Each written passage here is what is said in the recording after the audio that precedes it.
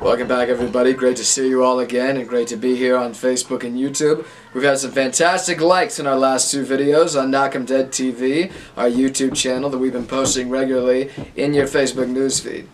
Now today, we're giving you the long-awaited second of our three-part series on trouble voting for Trump, allowing you to hear Trump in his own words before you judge him with or without your vote on Tuesday, November 8th, in one of the most important presidential elections in the history of this nation. But before we listen to what Trump has to say about himself in his own words, like you've never seen him before, we're going to take a look at what's wrong today with the modern Republican movement and what evangelicals have wrong, even though there are many things that they have right. Donald J. Trump has brought to the surface a lot of issues we all know as conservative Christians exist. He's brought to these service issues that have been keeping us up at night long before Donald J. Trump came on the scene. And when he did come on the scene, he exposed us and our issues for what we are. Now, what are these issues that I'm talking about? What are these problems, you say? What do you mean? We're evangelicals, we're the best. Everybody else, they're heathen losers. Well, let's take a step back before we get all gung-ho, and let's take a look at what's wrong with us. So today, we're not going to be bashing the liberals. We're not going to be bashing Hillary Clinton. We're not going to be bashing the usual suspects.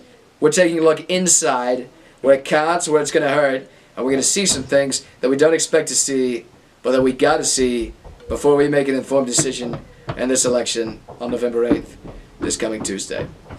Now, there's a fantastic book out there called Escape from Reason by Francis J. Schaeffer, written in 1968. Now, if you take a look at that book, it is a fantastic book because it has predicted the mess that the United States and Western civilization finds itself in at the turn of the 21st century. You read his words, and you can't believe they were written in 1968. They could have been written in 2016. That's how spot on this guy was. He saw a lot of things coming that many other commentators don't. And even though he's not name brand, he is 100% right. Where did all this trouble come from? Why are we in such a mess, and why are evangelicals doing a crap job fixing it? Well, we got to go way back before Donald Trump started, back way during the times of the Enlightenment, to understand the philosophies of three men: Immanuel Kant, George Hegel, and Friedrich Schiller, along with Jean-Jacques Rousseau. Now, before these guys came along in the scene, people had a thing we all call common sense, okay? We think that, alright, common sense makes sense. How could you kill common sense? But these guys did. They called themselves the idealists because they said, we don't have to live in the real world. We can live in this wonderful ideal world. And in this wonderful ideal world, it's going to be, we're going to take the real world, the world of nature, and you can achieve real freedom only when you escape nature. Ignore the real world, retreat into a land of rainbows and unicorns and fairies and fantasy, and everything's going to be just fine. Imagine that man is a noble savage, says Jean-Jacques Rousseau. He doesn't want to fight. He doesn't want to kill his neighbor. He doesn't want to make money. He just wants to live in a wonderful, ideal world where we can frolic and play like little children. Now, let me tell you, if you've ever spent any time around little children, that's a load of crap. Okay, little kids like to fight. They like to steal. They hit each other on the head with toys. I know. I've got them living in my house. The precious angels, you know, movies and things you see on Hallmark. I mean, wonderful card, but has nothing to do with reality. And that's the way the idealists wanted it. Now you say, boy, that sounds a lot like communism, like Karl Marx. That's not for us. We're evangelicals. We're wonderful. But you see, this philosophy entered into the church around the time of 1840, shortly after the contemporaries of Kant, Rousseau, Hegel, and Schiller. And Soren Kierkegaard was the one who brought this into the church, and he basically churched this idea up. Instead of calling the real world nature, he called it a term we're more familiar with: reality and reason, things that make sense. And he says, you know, if you dispense with that, you've reached what he called real faith. The leap of faith was the term that he coined, the first time anybody had ever said it. He said in 1840, he says, you just take a leap of faith and everything will be fine. You have the idealist Fruit Loops world of fairies and unicorns, but this time you've got a Christian fish sticker on it. You know how it is. You go to church, you just love a little bit, you sing some songs that the words don't make a lot of sense, but you repeat them enough times, and you get a good feeling. Well, there, you've had your leap of faith. Alright, fine. Let's let the rest of the world go to hell in a handbasket. This philosophy has influenced our entire culture. Francis Schaeffer notes how it started in philosophy with the idealist gang, and it went on to influence art, then into music, then into the general culture before reaching the church. And with every successive generation in Western civilization, it's been reinforced, to the point where today we have this wonderful idea where everything's rainbows and unicorns, and it's just fine. Well, this is a mess, because it doesn't matter how much faith you have, faith without works is dead. Bible says that in James. You gotta live in the real world if you're really gonna make a difference, if you really believe what you say you do. And if you don't, well, then you're just tricking yourself, and you're tricking everybody else. Now listen, this idea that the world is wonderful and we'll let it work itself out because everything's fine as long as we live in our rainbows and unicorns land, it's an idea that I've seen. I've seen it across my life many times. I've seen it in all kinds of different circles as I've lived all across the country. I've seen it in Christian circles. I've seen it in far radical left-wing circles. I've seen it in the Ted Cruz circles, the Rubio circles. I've seen it in the Clintonite circles. I've seen it in the Sanders circles. I've seen it everywhere. And while the veneer may be different, the substance is the same, and the substance is deadly. And it's basically the substance of good intentions. Well, I intended to do good. But good intentions, they're meaningless unless they're backed up by action. Good intentions are that wonderful fairyland. But the actions, that's what really matters. Eric Greitens is a Navy SEAL who served in Iraq and Afghanistan in addition to other global hotspots.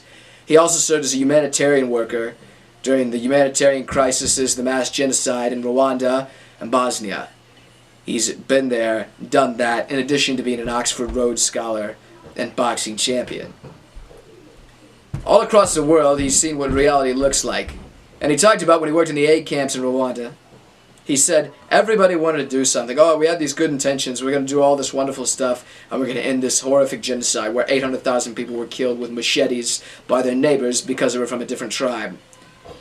But he said, when I was on the ground and I was over there, everybody's good intentions didn't matter. What matters was what you did. What matters were your actions. And that's applicable today in America's political sphere. In our last video, I talked about my admiration and respect for President George W. Bush in shock and awing Saddam during the 2003 Iraq War. George W. Bush and the neoconservative movement had wonderful intentions to bring democracy to Iraq and to turn Iraq into a beacon of freedom for the Middle East.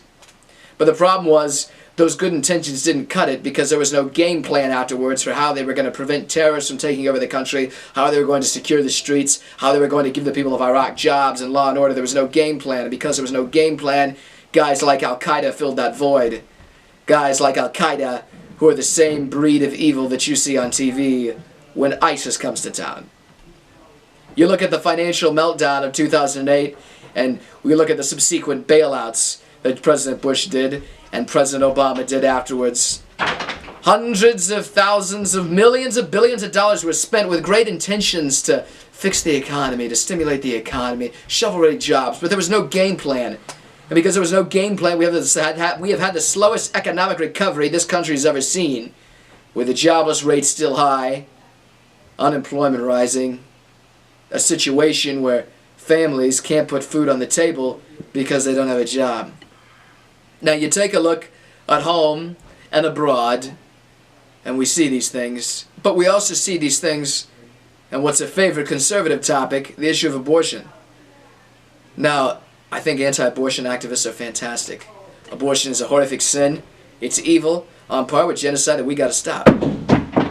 But listen, I talked to one. She was a grassroots worker, worked in the trenches. She was a friend of mine. And I told her I was voting for Donald J. Trump. She says, oh no, I could never vote for Trump. He's a terrible person. He's not hardcore in the social issues. He's not hardcore in any of this stuff. I told her, I said, look, do you know who my favorite candidate was in 2012? My favorite candidate was Rick Santorum. And Rick Santorum, he was hardcore on foreign policy, hardcore on social issues, but you know what? He could never win. Because the media's got a line of attack against these traditional Republicans that gets them nowhere near the White House. And I said, wouldn't you rather have somebody who's moderate, who can put a cap on the problems of abortion and other social issues, while people who can get elected? While people like you, who know that the real change is in the hearts and minds and the ground, at the trenches at the grassroots level. You can work and have the legal and political cover to work while you're there and have somebody protect you up above and get elected instead of making all these laws to legislate these things. This lady looked at me. She said, you know what?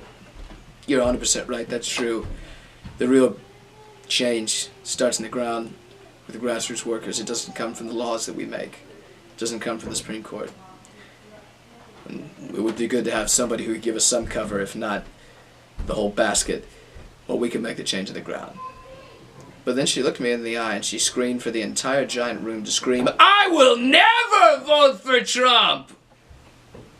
That's what happens when you reject faith from reason, when you reject freedom from nature, when you go and you live in a rainbows and fairylands in a unicorn world where your intentions are perfect, actions, forget about them.